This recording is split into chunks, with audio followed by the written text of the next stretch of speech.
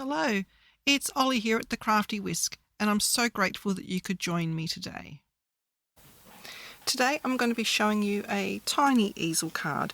This is a perfect size for things like just a mini card to go with a gift, or what I'm going to be using it for is place cards for Christmas, wedding, birthday, any sort of occasion where you want people to be sitting in certain spots. So it is very small. It is, I haven't actually measured it, let's see. It's roughly 3.5 by 2.5. It doesn't matter what size, doesn't matter what shape die. I love this one from Spellbinders. I've only just purchased it. This is their, it's just called Labels 36. It comes in a variety of sizes, and what it is you just, I'll see if I can show it properly, you pop it up and it sits in there like so.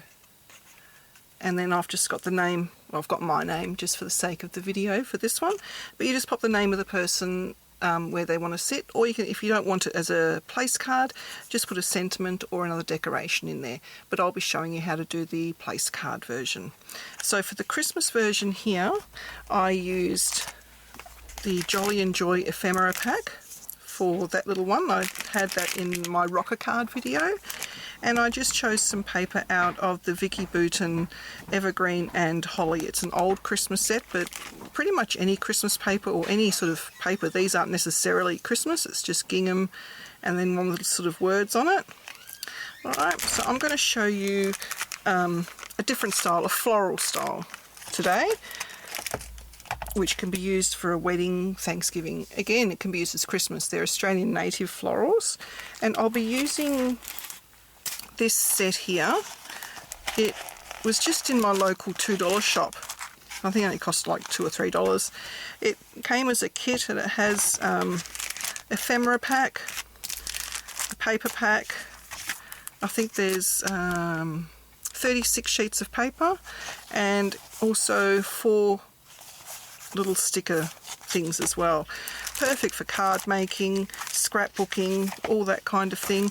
The paper isn't, trying to see, no, it doesn't actually have the GSM written on there. It is quite thin. I would say it is the same as like photocopying paper, so you will need to back it onto cardstock, which is what I plan to do anyway. But for $3, $2 or $3, it's fantastic value. Okay, so with the dies, I will be using, I think it was that one. Let me see. I'll be using the 3rd from the outside, the 4th from the outside, and the little mini one as well. So just to keep them safe, I'll just pop them into my little magnetic dish. I'll take out the big one because I need that one straight away. Alright, so for the card base, I'm just using leftover cardstock that I had from previous projects. I think these were from albums. I think it's about 300 GSM, but even like a 270 GSM. So that would be £80 or £100, either or would be fine for this sort of thing, because you're layering it anyway. So you just need to make sure that the die you're using fits in there, 2 of them basically. So I'm just going to fold that in half. It doesn't have to be perfect. Give it a good burnish. And then with the die, I want this shape card, but if I was to put the die on it like that, I would just get 2 shapes and I wouldn't be able to do a folded card. So what we do is we scoot it just over the edge. I'm just going to turn it over so you can see better. What I want is the last cutting edge just to peek over the top like that.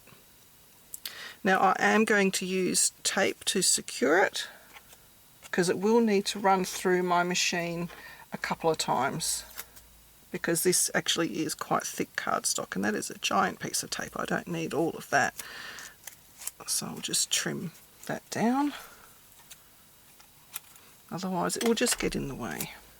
I reuse my tape, as you can see. Alright, so I'm making sure that I have the top cut edge over the top of the card. I bring in my die cutting machine, and this is the Platinum Scout, so I've got the A plate, the B plate. I bought the Magic Mat from scrapbook.com because I love it on my other Platinum machine. I'm going to put the die cutting downwards, put the plate on top.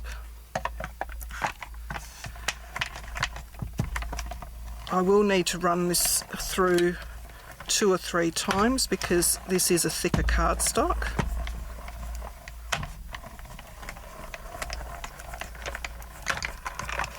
Okay, let's see how that went.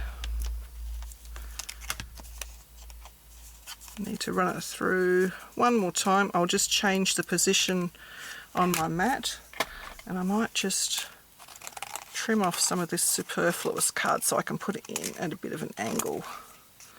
That might help the rollers a wee bit because this is thick cardstock. I probably should have gotten a smaller scrap. So just putting it at a bit of an angle.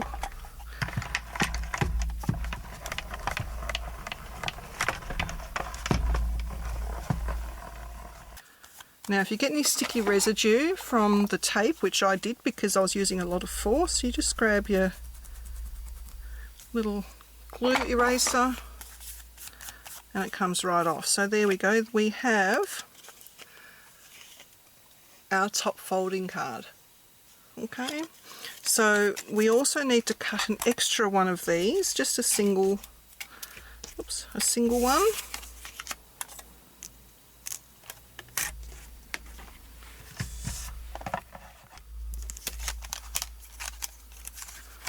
Okay, don't need that one now. Okay, so now we have the perfect shape, and that will eventually, it will sit on top, so we actually have the full die as our card rather than the bit chopped off on there. So while I've got my die machine out, I'm just going to cut the other bits and pieces that I need. Just going to trim the paper down a bit, and I need it to be oriented that way because it is a vertical type of paper. Just going to trim it down so I can put a couple on here at the same time, hopefully. Okay, so there's that one. Okay, this one is non-directional, so it doesn't matter.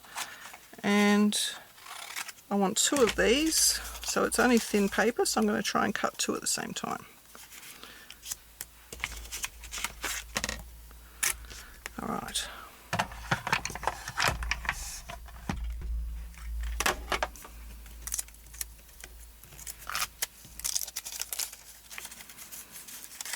Okay, so I've got my 2 little ones. Being thin paper, it coped with it perfectly fine. I have my large one. And now I just need a little white one, which I'm just going to grab from the scraps.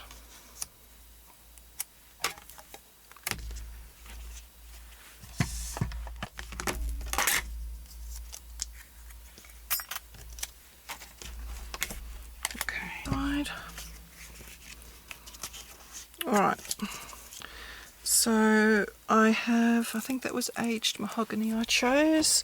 I'll just get that ink. I'm just going to go around all of the edges with aged mahogany. This is optional, you don't have to do this. As you know, I love going around all of my edges with ink. I think it just finishes everything off nicely. I'm also going to go around the base card, even though we're not really going to see it, just in case it peeks through if I don't glue this one down in the perfect spot.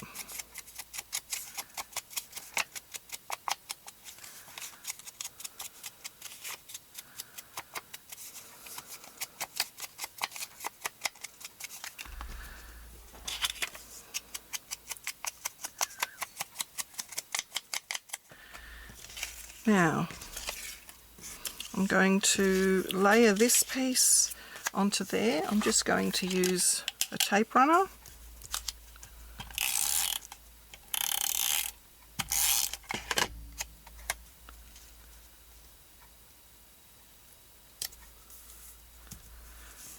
And I've chosen, actually I'll do them in a minute, but I won't stick these down yet. I've chosen just two little florals. I'm going to put double-sided foam dots. I'm going to go for quite thick ones. So these are 3mm by the look of them. I have no idea where they came from. They're just in my stash.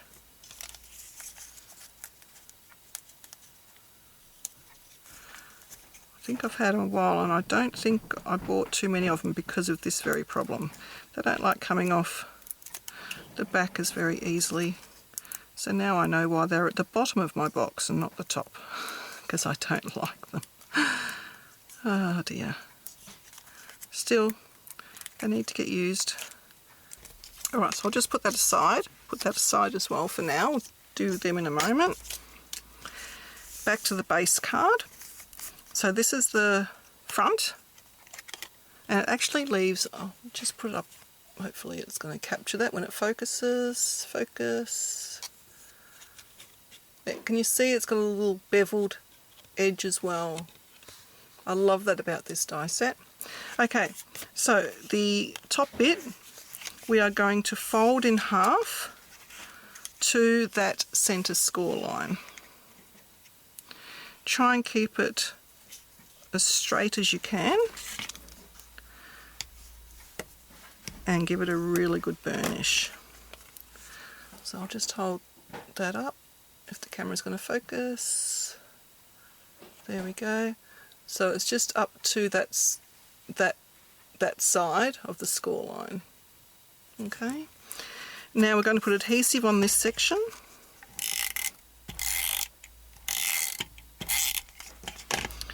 And then,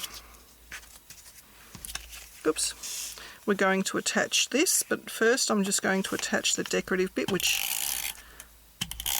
I forgot to do. Normally I don't use such flimsy paper, so I don't have to worry, and just it goes straight on. But that's okay. Alright, so now this goes on top of this, lining all of the edges up. So you can see there I've got all the edges lined up. Okay,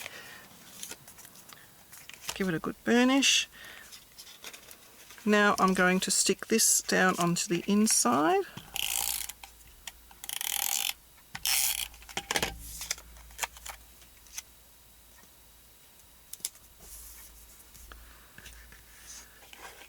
And now I will attach these.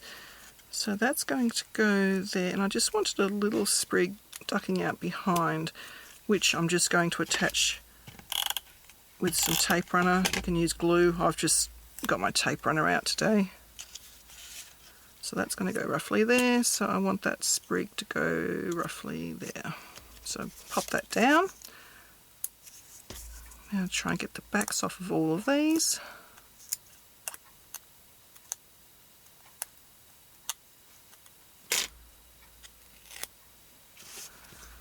Okay,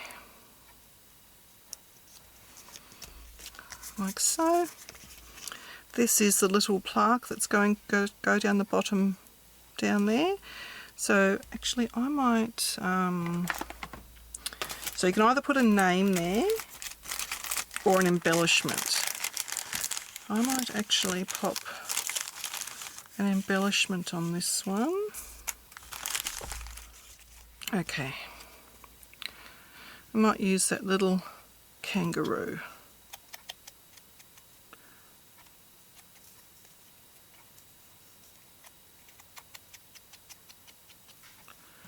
So I'm just going to stick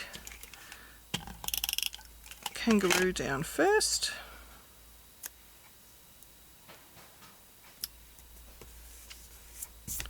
And then I'm also going to put this up onto some foam dots. this element does need to be raised in order for the easel to take effect.